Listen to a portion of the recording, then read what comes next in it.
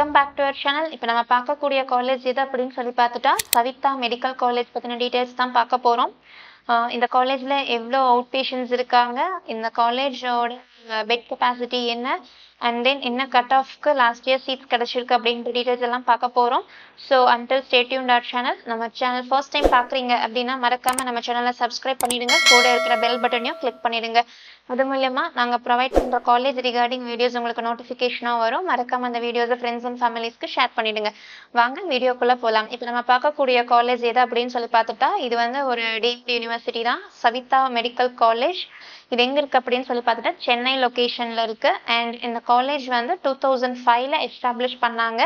அது மட்டும் இல்லை, இந்த காலேஜ் வந்து NAC A++ grade and recognised by UGC.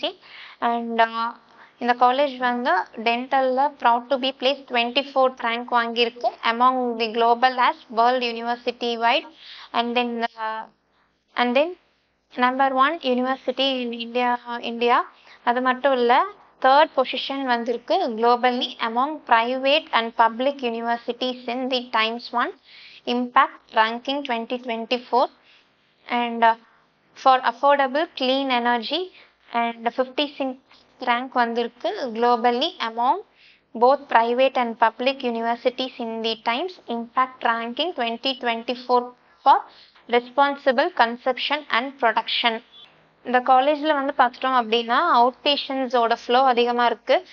2000 per peoples வந்து டெய்லி வந்துட்டு போகிறதா சொல்கிறாங்க. இது மூலயமா ஸ்டூடெண்ட்ஸ்க்கு வந்து நல்ல நாலேஜ் வந்து டெக்னிக்கல் நாலேஜ் வந்து கிடைக்கிறதா சொல்லிட்டு இருக்கிறாங்க ஸ்டூடெண்ட்ஸ்க்கு. அது மட்டும் இல்லை, பெட் கெப்பாசிட்டி அப்படின்னு சொல்லி பார்த்துட்டோம் அப்படின்னா நியர்லி 500+ இருக்குது. அண்ட் தென் இந்த காலேஜில் வந்து பார்த்துட்டோம் அப்படின்னா NIRF ரேங்கிங் வந்து 71 ரேங்க் வந்திருக்கு மேனேஜ்மெண்ட் லெவலில். அண்ட் தென் இந்த காலேஜில் வந்து ஃபீஸ் எவ்வளோ வாங்குறாங்க அப்படின்னு சொல்லி பார்க்கலாம். மேனேஜ்மெண்ட் ஃபீஸாக 24,75,000 per இயருக்கு வாங்கிட்டு வராங்க. இதே வந்து NRI OCI ஃபீஸ்ன்னு சொல்லி பார்த்துட்டோம்னா $50,000 வாங்கிட்டு இருக்கிறாங்க per இயருக்கு. அண்ட் தென் ஹாஸ்டல் ஃபீஸாக பார்த்துட்டோம்னா ஒரு 2 lakh அந்த ரேஞ்ச் வாங்கிட்டு இருக்காங்க. கட் ஆஃப் டீடைல்ஸ் பார்க்கலாம். 2023 ஓடுது. ரவுண்ட் 1ல் 231 கட் ஆஃப்க்கு தான் சீட்ஸ் க்ளோஸ் பண்ணியிருக்காங்க. இதே ரவுண்ட் 2ல் பார்த்துட்டோம்னா 234 கட் ஆஃப்க்கு சீட்ஸ் க்ளோஸ் பண்ணியிருக்காங்க.